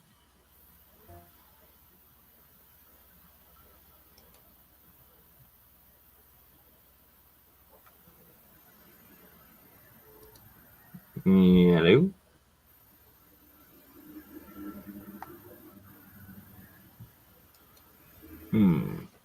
Interesting. All right. So this is Montana's early hot springs, which is right close to me. Atlantis is found. Are you there?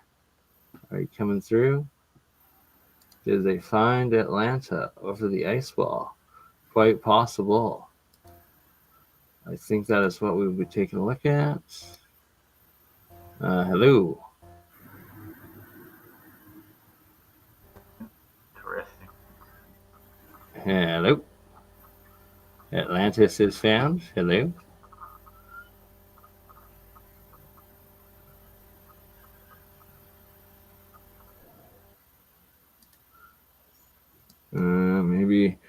Maybe facing technical issues. Welcome.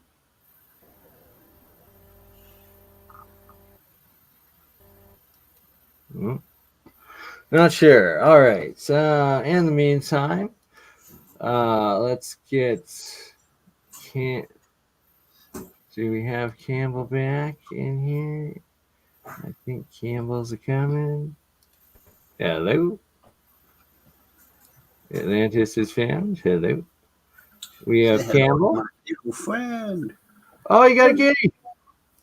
Hello. Oh, look at that. Don't you meow? No. This is Louis. Hello, Louis. Louis doesn't like being picked up. Most kitties don't. No. Look at his blue eyes. Say hello. Right? You can go down. That's Louis. Louis cute. He is. He's not my cat. He's not coming to the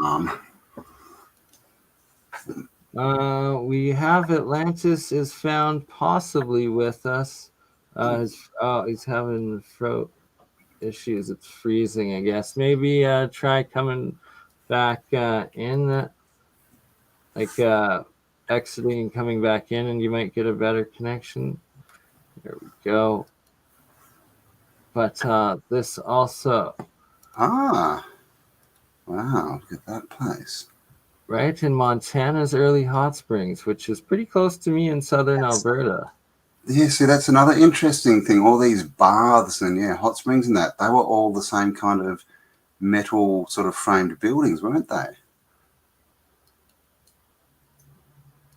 Yeah, right. And where did they get it all that metal at that time frame. Their first this was the first hot spring, early hot spring, like pretty epic building for your first attempt at it. And yeah, I know, right? Like, and this is the thing, right? Like everything's always we start with the very best and then just degenerate from it. Oh, hello. Atlantis is found. Hey. We have Dick Tracy. Can you hear me now? Well, hang on. Yeah, we can hear you now. It's the Hamburglar. Atlantis has been found.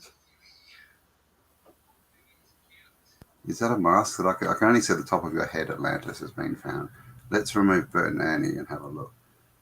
He's got goggles on. Hello.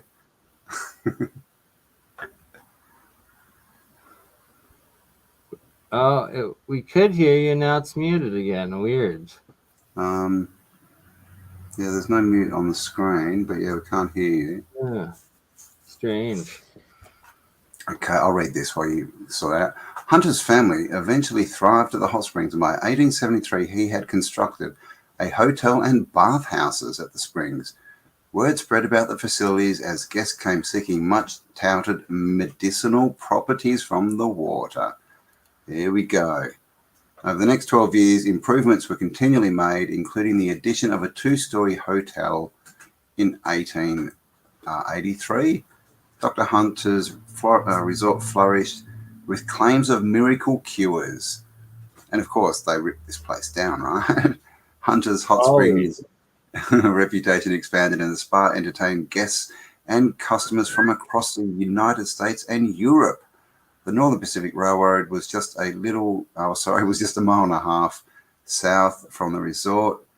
His son-in-law, Frank Rich, eventually built another hotel approximately 100 yards east to the handle. But this is called the Rich Hotel. There you go. So 2 hotels just to house the amount of people that wanted to go to these hot springs for medicinal cures. And what did the mind controllers, the government, do? They knocked it over. So, and again, right, why would they build... They kept enlarging the first attempt, right, and it's this amazing building. They can't reproduce it, but they knock... Why would you knock that over? It doesn't make sense. It doesn't make any sense. They said they enlarged it 4 times. And then nothing. And then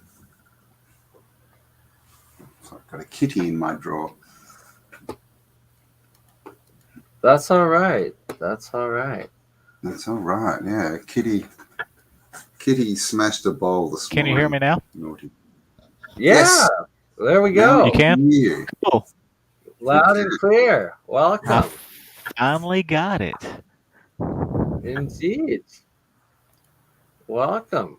Oh my God, how did it get to 4 o'clock? Are we subject? Oh my God.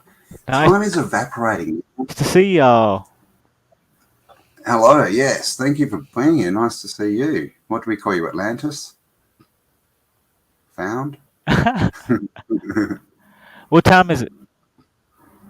It's 4 p.m. in Perth, Australia. It is 1 a.m. in Alberta, Canada. It's Thursday here, is it? Oh, yeah, it's just Thursday there, is it? Yeah, 1:54 a.m. 1:54 a.m. Oh, okay. Wow. So it's the middle of the night. Oh, right to the bombshell picture. Yeah, let's so you've been sending me these pictures of what you're saying is Atlantis found. Let's go to the singular one. So you see the statue at the bottom? Let's go to the singular one first. We've got a lot, but there. Do you see that statue? Nah, that one at the bottom right there. So, yeah, this one. Oh, we can do that one too. That's the god Pan. it looks like yeah, you can see the crown. Yeah. And look at his feet. Yeah, I was looking. Has he got hooves? He's hooves, isn't in there? Yeah. Right. Yeah. Look at his horns. So how big's that? Gotta be I'm smiling. guesstimating around 1,000 feet. Wow. Also, if you look at the point right up by the top of his head, I guess, is that in the there's a point of a Pan-Pacific? ship, and it's Medusa's head.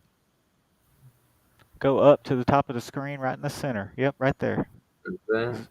Zoom that in.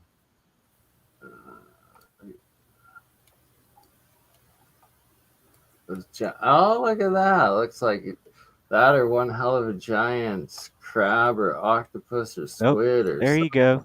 See the chain? There's a chain coming off the front Yeah, of I the can see ship. the chain. Yeah, what? Okay, And yeah. that's Medusa's head. You see her screaming? It looks like a devil head with ears. I can see that. She's Are the three screaming, holes her the mouth's nose? wide open, and that's what Medusa does. So Yeah. No, it's her like the mouth siren. wide open. Yeah. can we pull it up on Right. Google Earth right now and like scroll through the different time shot snaps of this area? Do we know the coordinates? Well, The I Pacific? haven't really disclosed the location Oh. yet.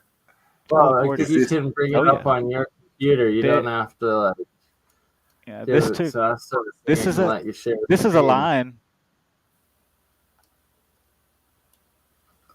Is that the same one? Sorry? Is that the same? Yeah, this is the pan? same area. Yes.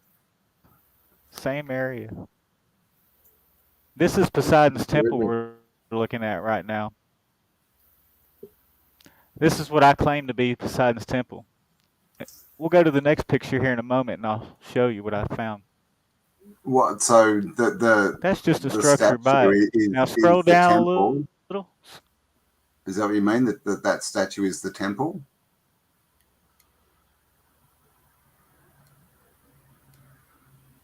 Some more runes down here. Oh, have we lost him? That's some kind of... Oh, there he is. Right, now there's a statue. Okay, stop right there.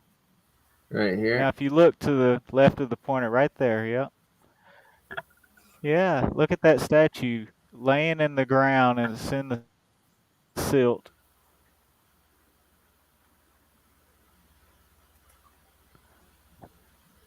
Yeah, I'd like to see where all this is. Get a better look. Go to the next picture. I gave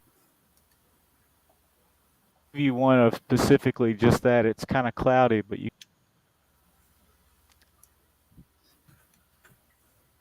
That's what I think is that's in between the feet. Looks like a cup.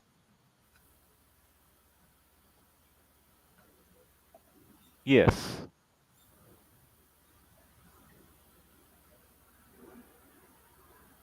So if you keep scrolling to the next picture, I'll show you the statue and the sphere. Oh, well, let's stop there. Let's look at this. This is the Hellenistic writing that I found on the side of the wall. That's a wall on its side, and if you look down, there's a pillar. Yep, that's the pillar. And if you look at the letters, I have them wrote at the top of that page a little more clearly so you can see what they are. But you can see them pretty clearly, but you can scroll up and you can see it wrote out, but that's it. It's definitely Hellenistic writing. And so it's how on big a wall, of an area is this? wall in the ocean, thousands of feet in the ocean. Okay. This area, the building is around 600 by 300. It's the estimate of the Poseidon's temple, like it's supposed to be. Okay. 1 stadia by half stadia. That's definitely some huge underwater structures. So it looks like it's about one. Oh, that's definitely writing on the structure. Yeah. No, for sure. I'd just like to see like a couple different images of it, of like them doing time sort of thing. Let's go to the next picture. I'll show you something else. No, let's scroll. Well, let's talk about that one. Zoom it on in. So, actually, if you zoom it back out, I have. Is that Dr. Evil's lair? Like, for you. Yeah, what the? No, that's a lion head. That's at the That's bottom of the Poseidon, ocean. yeah. That's Poseidon with his trident. I have another picture in there. You'll have to go through your other email to find it. Okay, yeah. So you see those two dark circles to his left? No, go back down. Yeah, If you right go here. back down, can you hear me? The two impressions, yeah. Trying. Yeah, right there. Uh-huh. So those are offering pits that were spoken of in Plato's writing.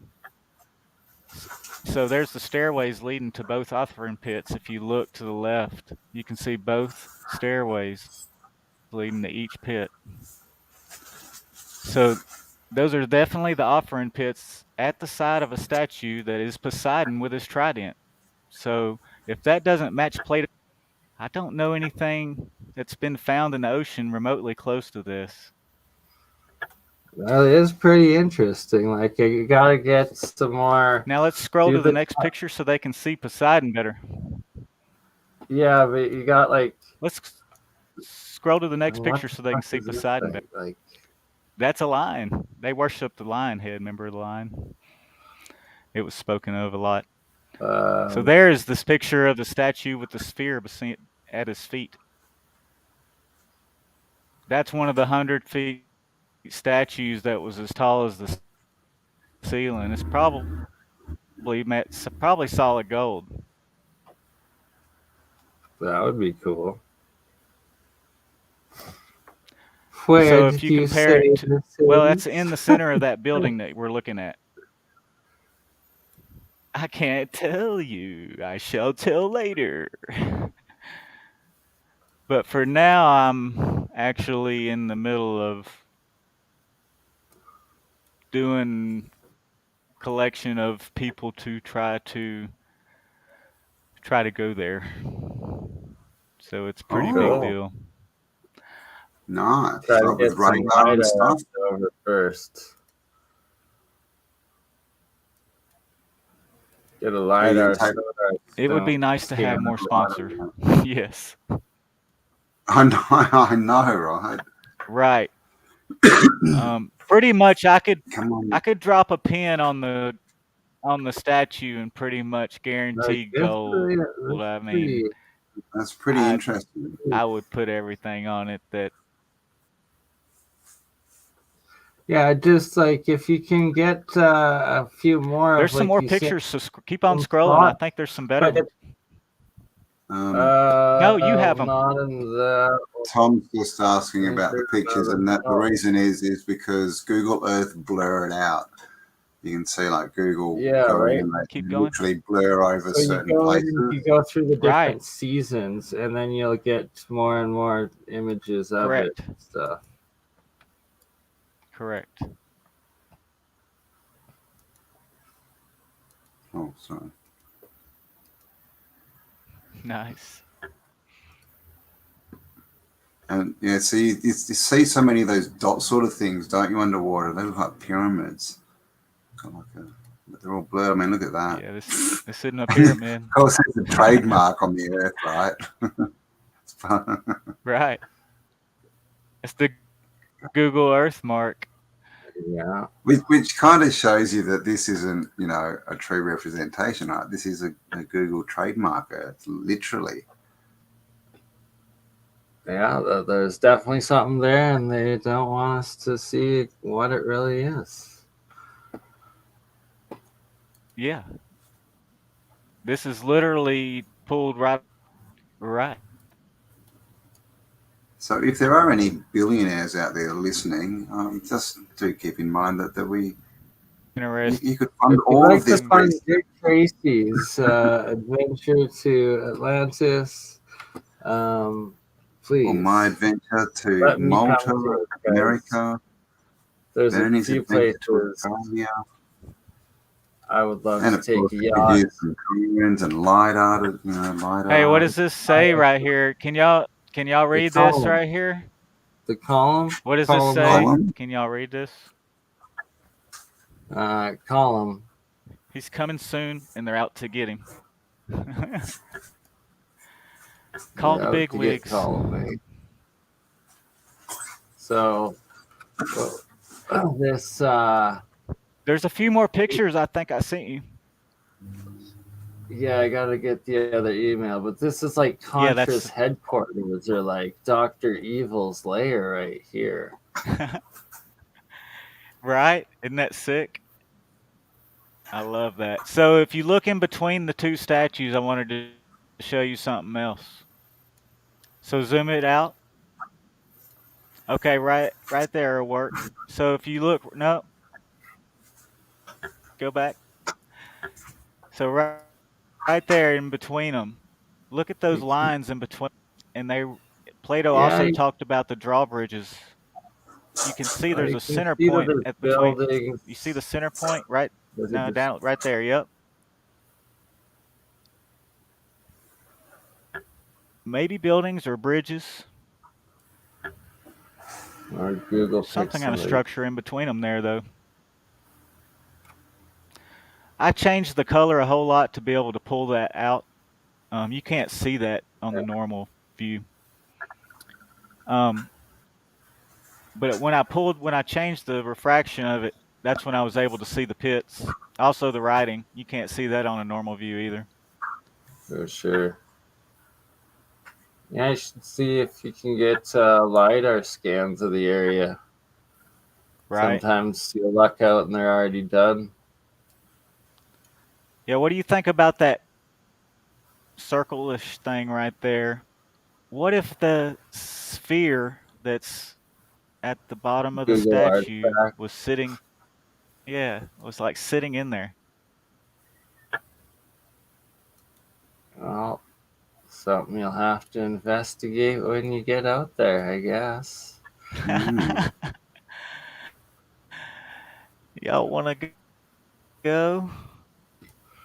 I'd be down, but first you gotta know where you're going. So until Dick Tracy reveals where I know Poseidon's exactly. lair is, I got it all. Atlantis has been found in the Player has Google. been found. The lair has been found.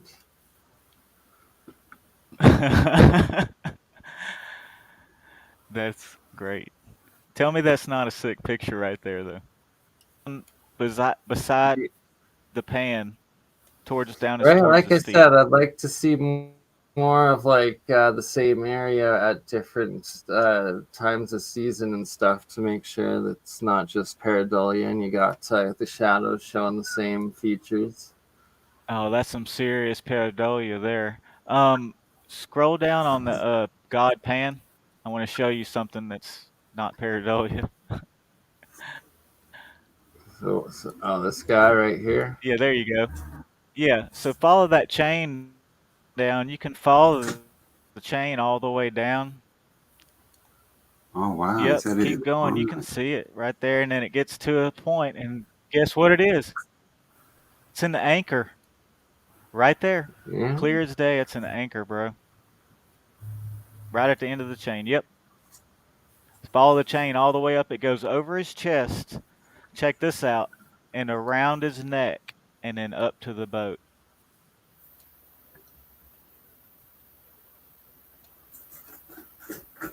You can follow it all the way. Yeah. And then loops around his neck.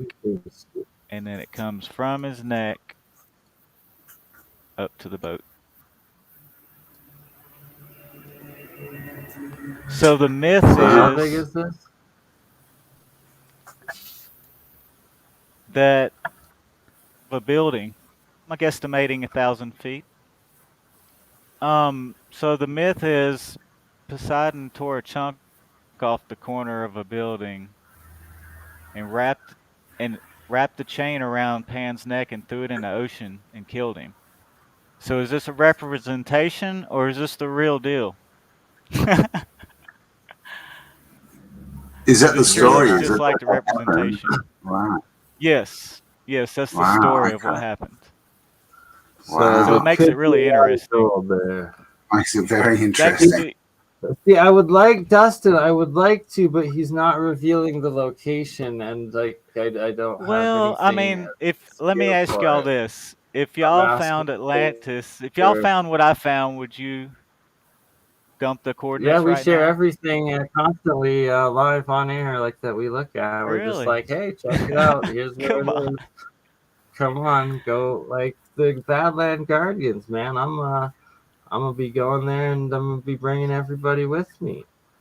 Like Right. anybody wants to come, we're doing it. So it's I mean, I would do that guys, just too. these Let's all guys go, right bro. here. But Here's the location. We're going the Southern problem if Alberta. I dump the coordinates, the problem if I dump the coordinates right now, y'all know what would happen. I mean, I wouldn't make it there. I don't have the funds to do it right now. I need the So you're funds. gonna try to raise the funds without letting people know where it is, or that they can see it or check it out. Well, certain people can know certain Good things. luck.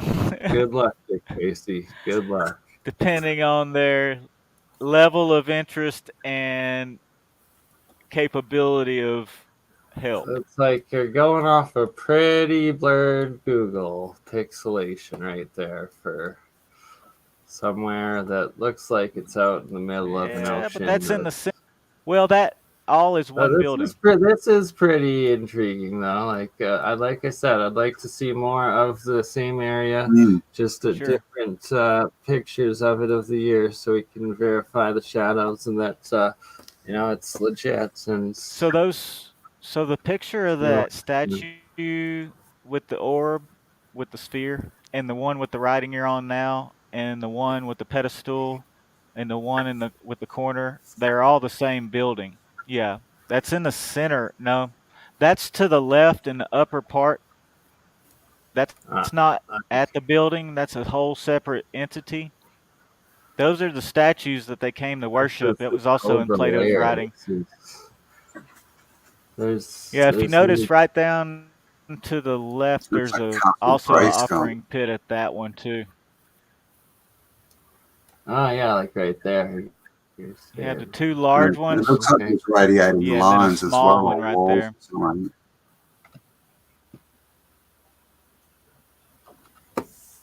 Oh, interesting. Dustin So saying I know this I gave was you one more shared by picture. Roger a couple years ago. Your secret is out, Dick Tracy. Apparently, Roger shared this almost 2 years ago. I'm not Oh. sure though. I can't verify. Yep. This is Yeah. Berserker We'll see. Bushwhack in Buffalo saying.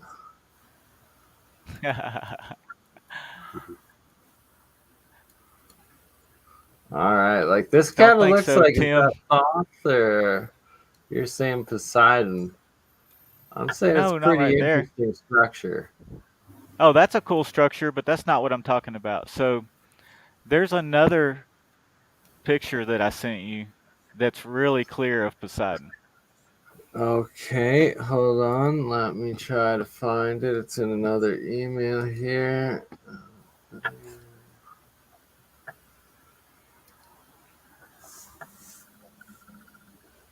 Um,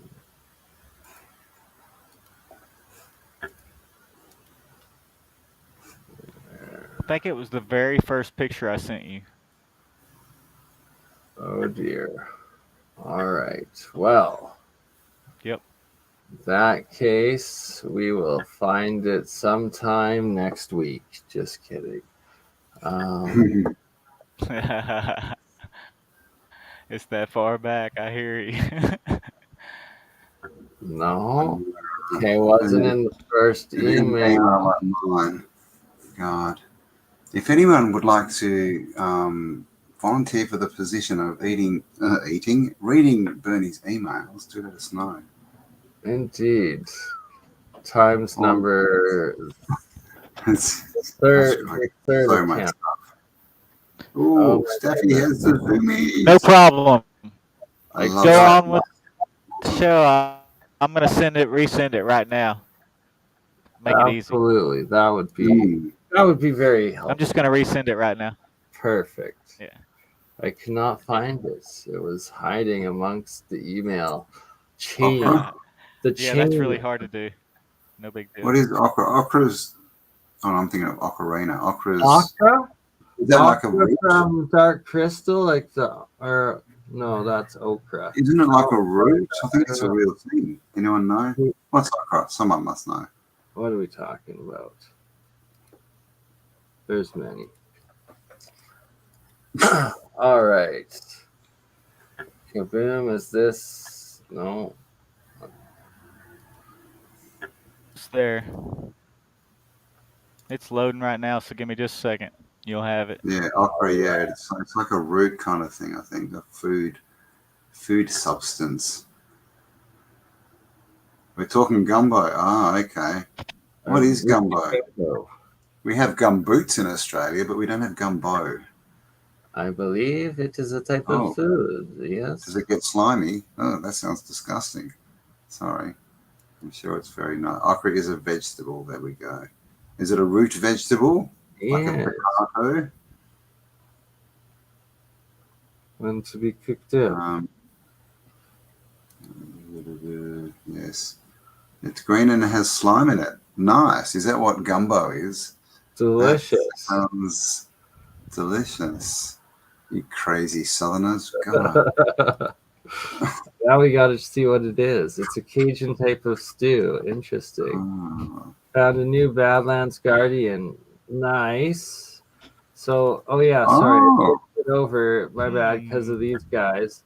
But that there's supposedly, so if we see here, looks like there's a whole bunch of different heads or eroded figures throughout the entire valley that there could be nice. Many more throughout the area.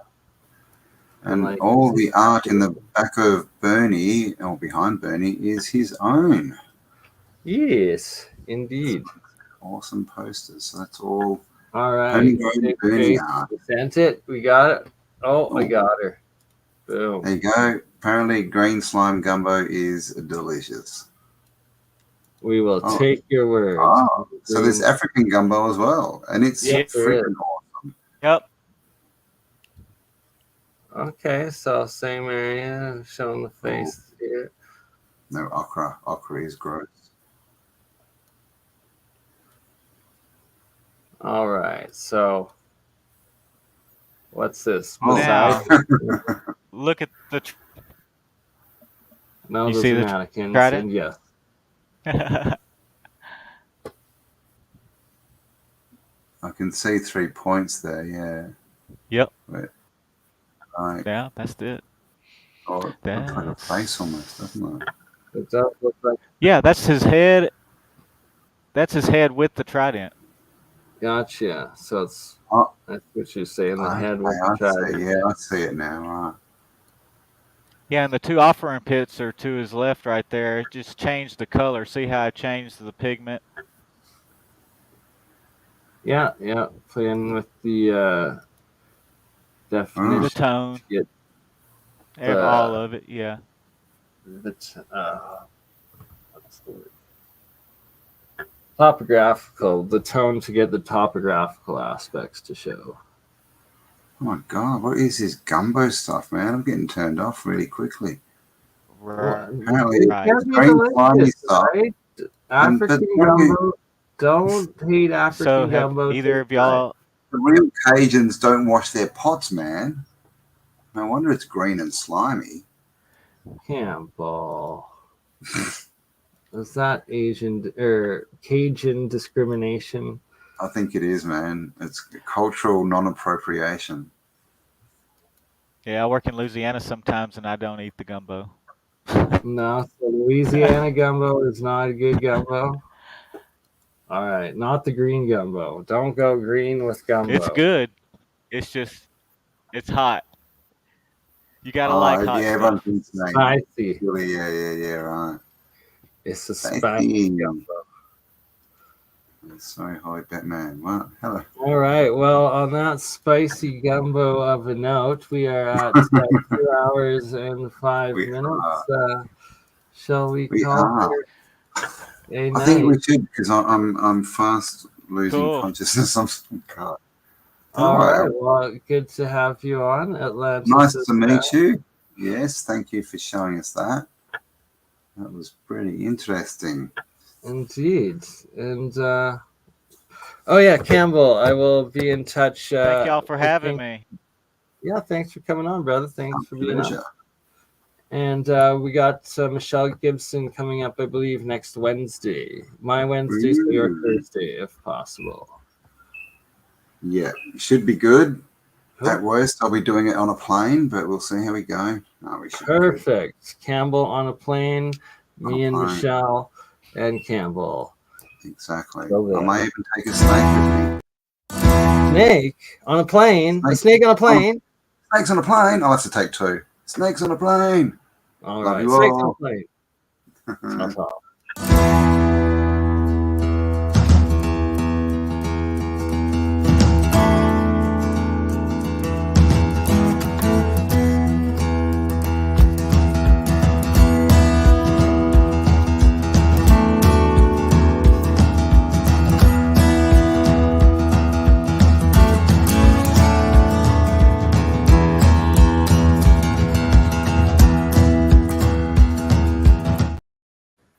Whoop. Oh, whoops. Technical difficulties. Ta-ta.